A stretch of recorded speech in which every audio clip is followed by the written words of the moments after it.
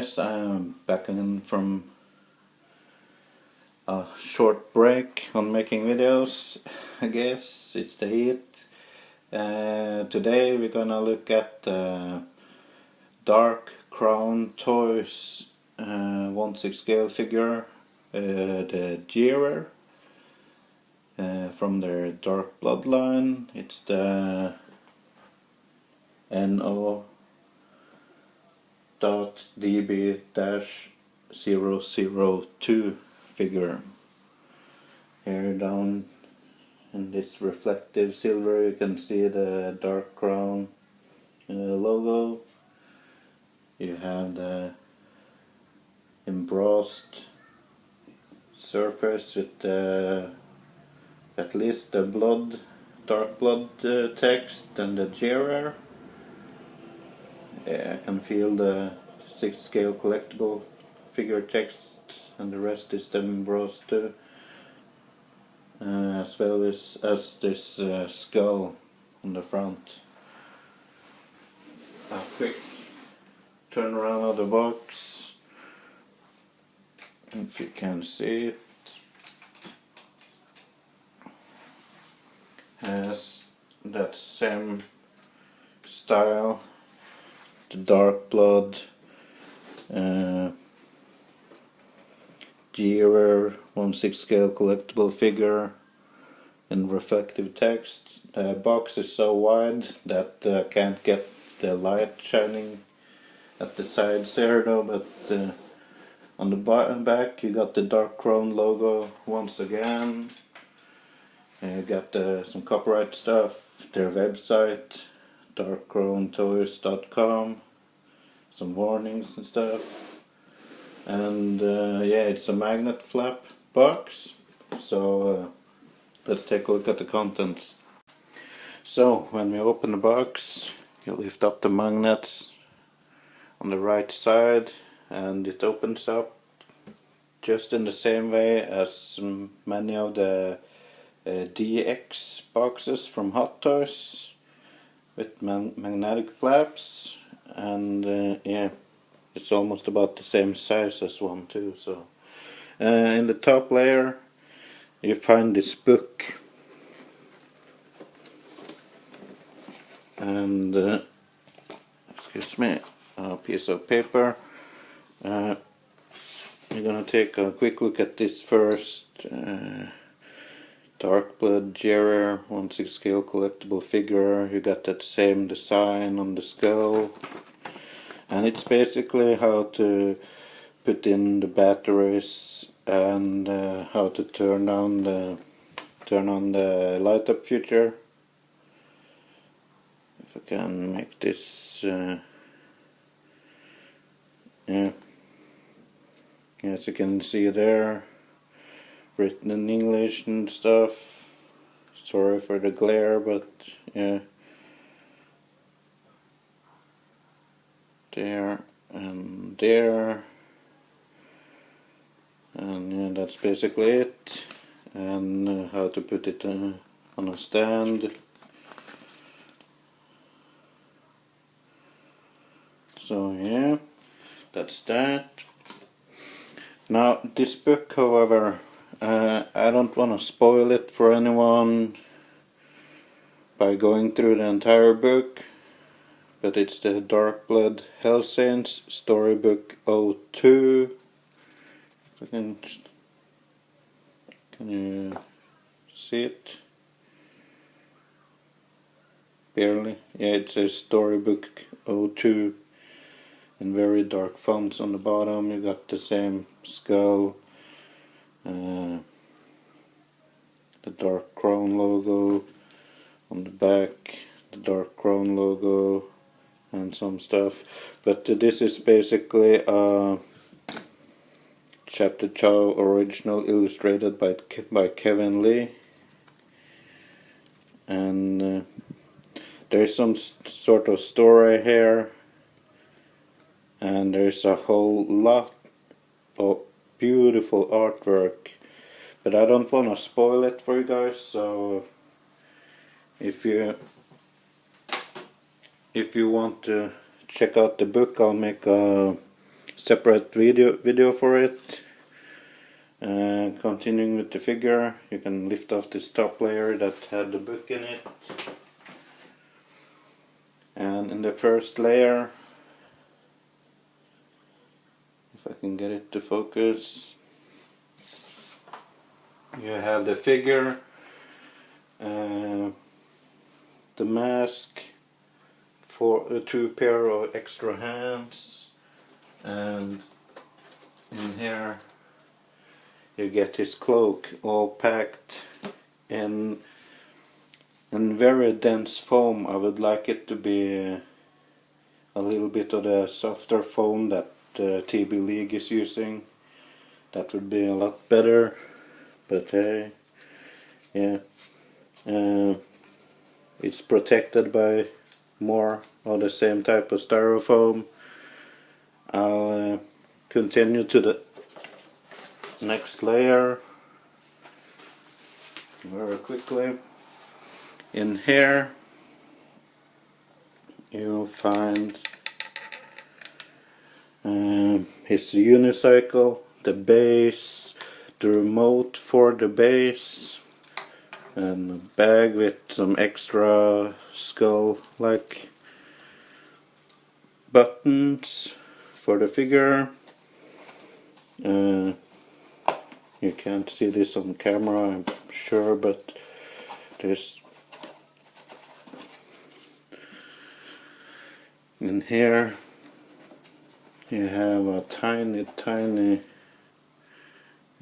puppet, marionette puppet, and take a better look at it later. You got the rod for the figure to hold the figure on the base, and the bike, and you got the hammer. And I'm thinking that's pretty much it. Yeah, that's it for the box. So I take it all out and we'll take a better look at it. And here is everything in the packaging splayed out, apart from the instructions and the art book or storybook. And as you can see, there's a lot of stuff. Like I mentioned, the cloak, the sledge, the unicycle, the string, the puppet, 1 left hand, and 3 extra right hands, and a pair of relaxed hands on the figure.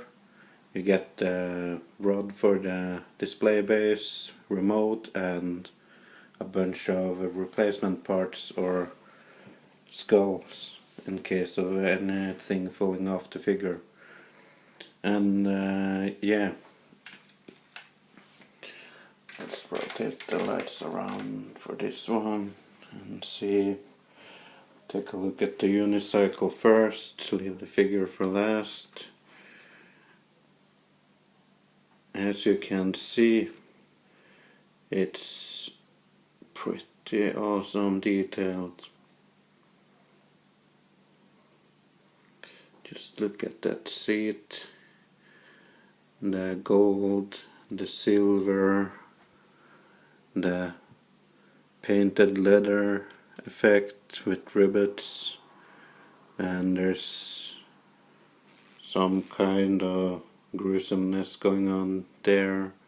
There's a skull on tip there with a bronze tip on the end, and the body of the unicycle itself looks like it's made from a backbone, a spine of some sort. Some mechanical parts at the wheel with again the skull and flame motif going on. The wheel spins as well as these footresters. Nicely detailed.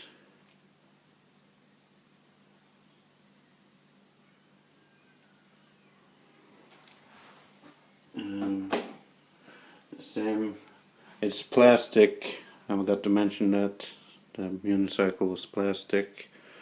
Sledgehammer plastic, I think too, most likely. Also got some gruesomeness. You can see all the skulls inside the hammer.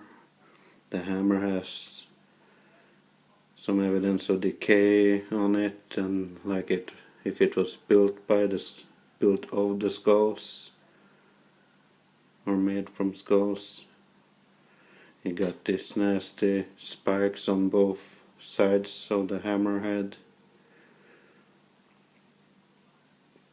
and the rod itself. You can almost see that weld spot where all the welding is like in skulls. You got this ornament piece here in brass and some iron paint with the spikes, and the handle almost look like brushed metal. Which on the other end you find this piece of equipment, I think, some gold paint, looks like to be metal or hammered iron or brass on the end here with the spike, and there's an actual metal ring with some, the ring itself, it looks like it's gold chromed, but there's some paint on it to simulate it being like rusting or something like that. Nicely done piece too. String puppet, which I have to mention, it was a bit tangled up in the box when I got it, so I had to fix it. That meant restringing some of the strings, or yeah. This one is a little bit cut a little bit too short over here. I need to fix that, but yeah, otherwise it's more or less working, and beautifully done too, the puppet. The woodwork on the controls here are like,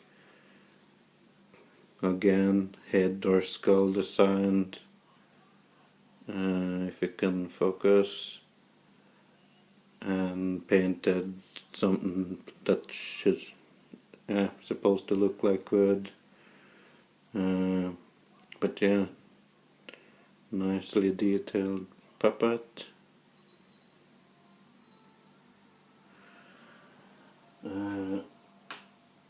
The mask, go for the mask. It's beautifully done too, in like a weathered brass look with some silver details on the teeth. Looks dirty, burnt, and yeah, it just pegs in over the figure's nose and latches on the sides there. Plastic, a little bit rubbery.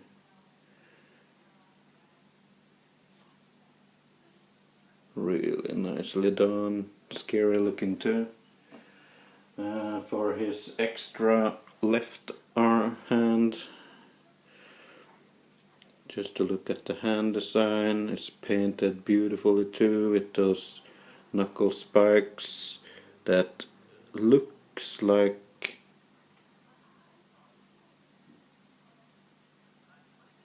they look like tiny crow skulls. Got rings on each finger, black fingernails. You see the brass details around on the glove, the spike on the thumb base. And every hand comes with its own hand peg, because the one peg into the hand are always more liable to break, prone to break. The other one, this one, comes off a lot easier. For the three right hands, got basically three different gestures. Got this sort of rock on look.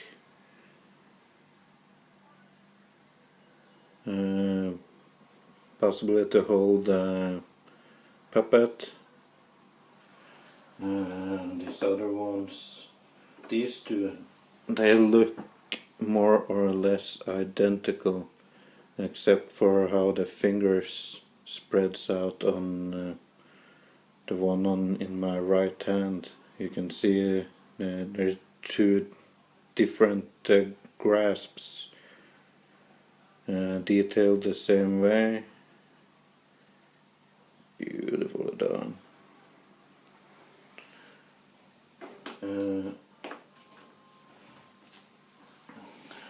This furry cloak thing. Oh man, I'm sweating in here. Oh.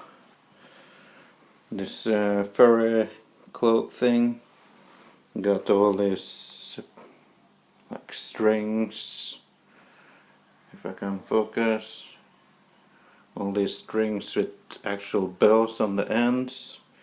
You got the fur on the collar, the two inner pieces that covers the chest got this beautifully done ornament, if I can focus on it. Looks like a skull too, and some other shapes and stuff. We got it on two sides there, the same one. Yeah. We also have the base, which has a light up feature I'm going to show you later. It's some sort of foam thing in the body of it. You can see the details there. Skulls all around. It's the skull and bone theme on it, all the way around.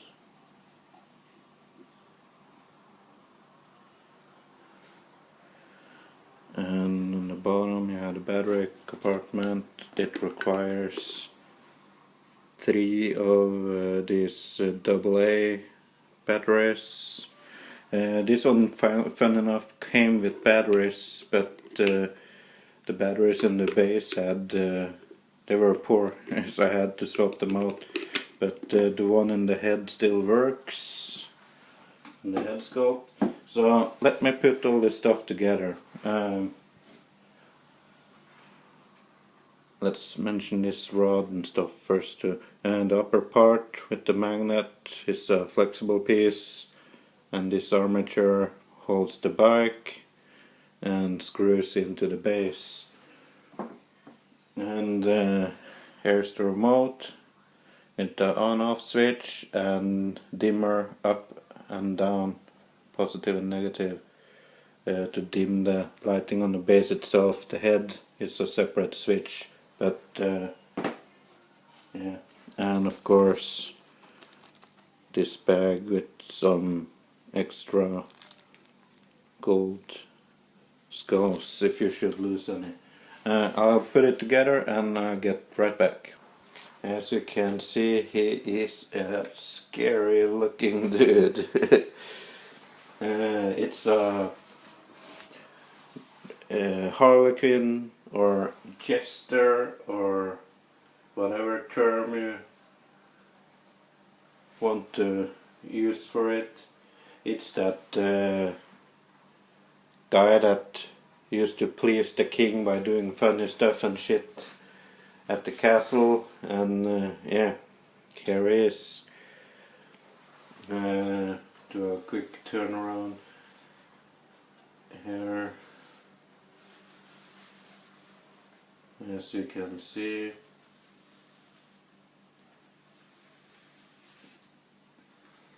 beautifully done. I'm gonna take a better look at it right now, so I'm moving the camera closer so we can see some details. And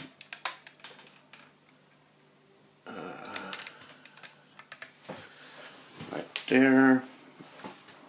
Now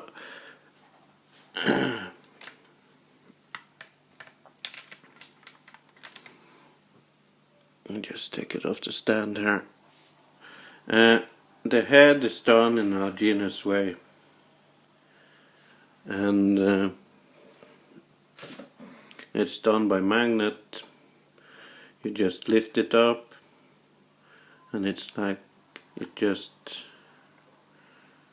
if you can get it on camera, there's a lip right there, or a peg hole, or whatever you want to call it,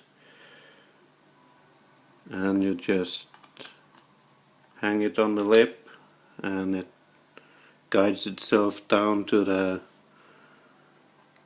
neck. It's pretty seamless. I can see a seam.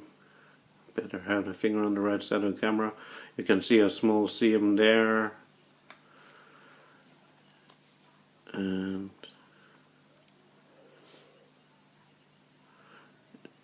yeah, you can barely notice the seam over here, but it hides it pretty well.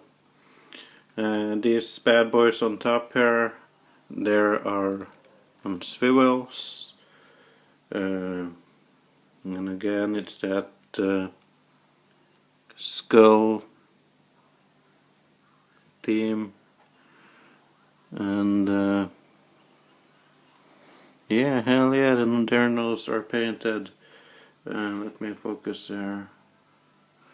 On this side, the nose on the skull is painted blue, and on this side the nose is painted red.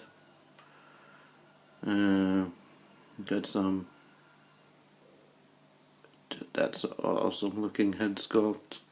All the gold details and the bone appearance, and on the back I'm shaking, guys. All these spells have sort of a skull motif going on.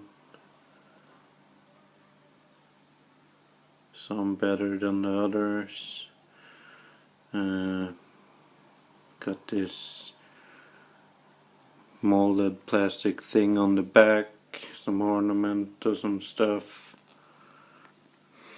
Yeah, got this piece around his neck that covers up the joint. It tends to want to ride up a little bit, but you can easily deal with that.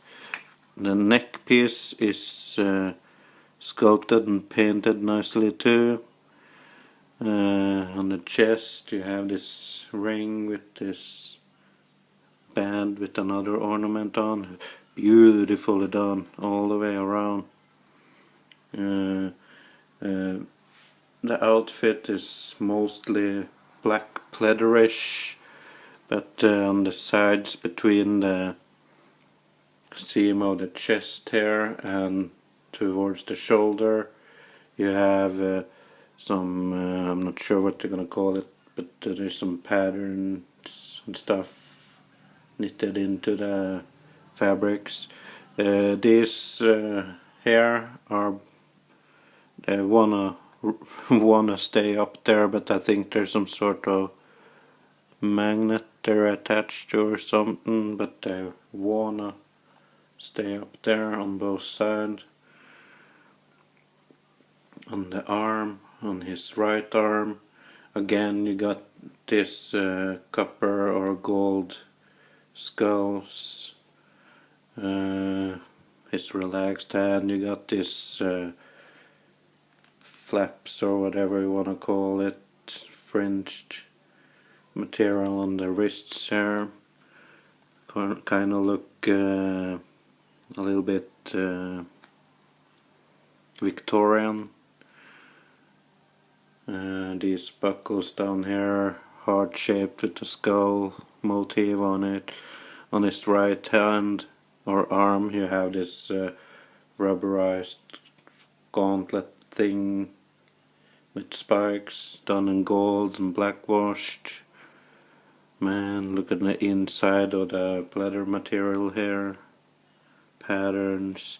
The pants got like the diamond shaped pattern embossed into it with some gridding on every other square. You got this taffel or tassel things on his thighs here, and got this tight sitting, whatever you call this, suit pants. I would be careful with splaying out the legs too much because of the fabric and how tight it's on the body. You got the ankles. There's some ankle articulation in here, enough, would I say. On the top of both his shoes, one on his left foot, you got grounding face. On his right foot you got the red smiley face. The other one was blue.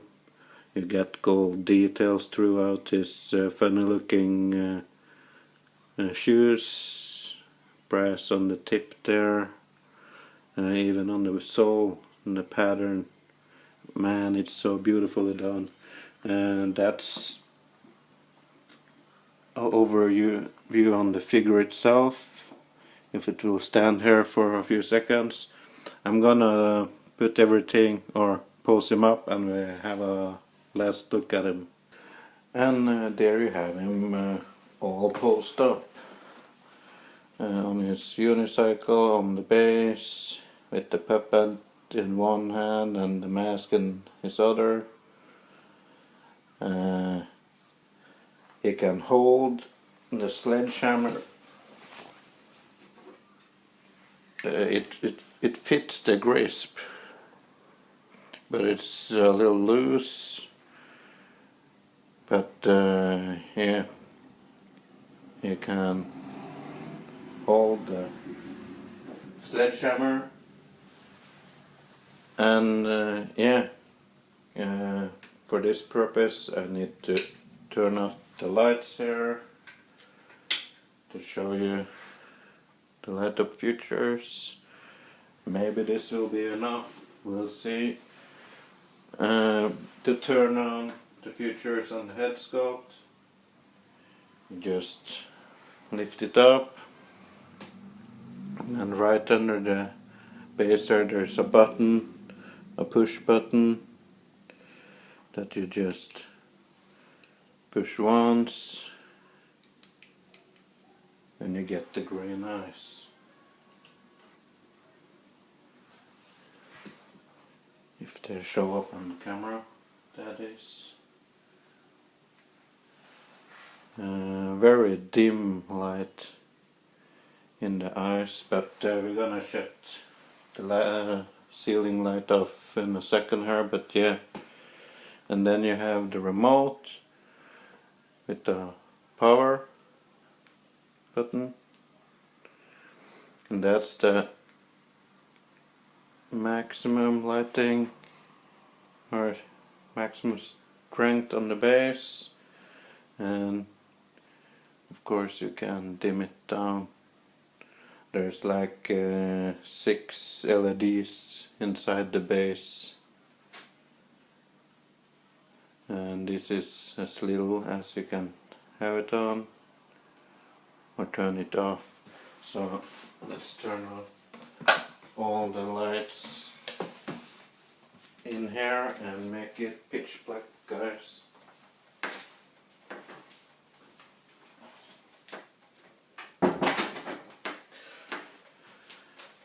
And yeah, now you can probably barely see the eyes of the figure. And let's turn on the base again.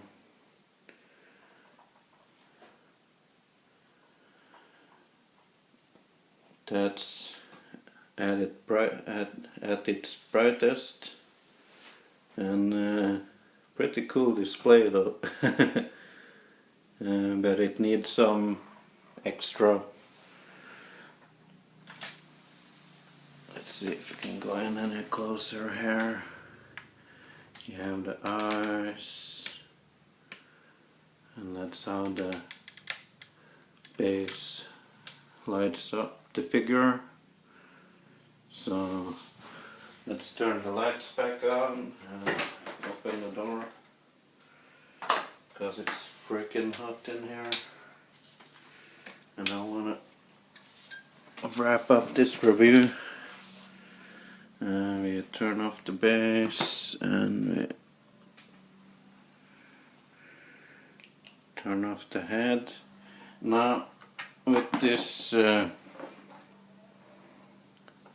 demonstration of the light up features, I will notice this, that I'm using the same batteries in the head that came with the figure, and I swapped out the batteries for the base because that one didn't work to begin with. And probably one of the last things to show off here though is that this mask can attach to the figure.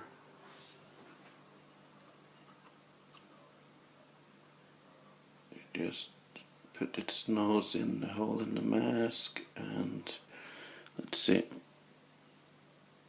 Yeah, now it almost went onto. Yeah, and you can see that once the mask is on properly,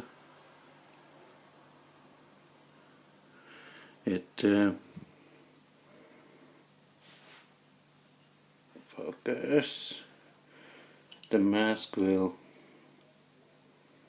latch on the cheekbones there, on both sides.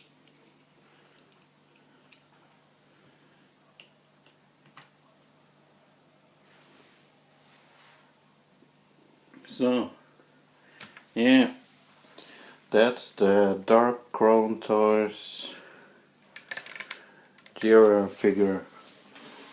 I'm gonna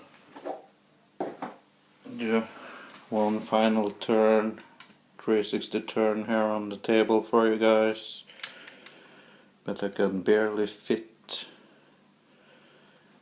the whole thing in frame. But yeah, that will have to do it. And hopefully he won't fall over, because as I'm going to show you right here,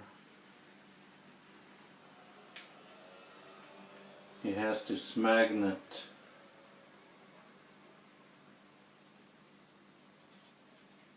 in his back, and on mine it's not very strong, or maybe it's not existing at all. Yeah,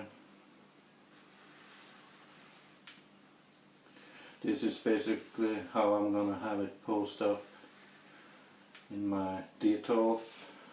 If you can hold this pose, the joints in the shoulders are a little bit weak, but they used a lesser quality body on this figure to present a better quality appearance on the overall figure or the product.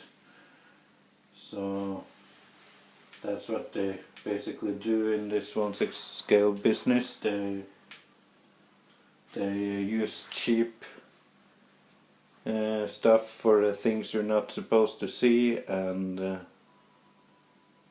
they put more effort into what you're buying from the pictures. I'd like to give Kevin on the Test Just One channel a huge shout out. He's in Australia. Check out his channel, Test Just One. He was the one that gave me the heads up by reviewing this figure in the first place.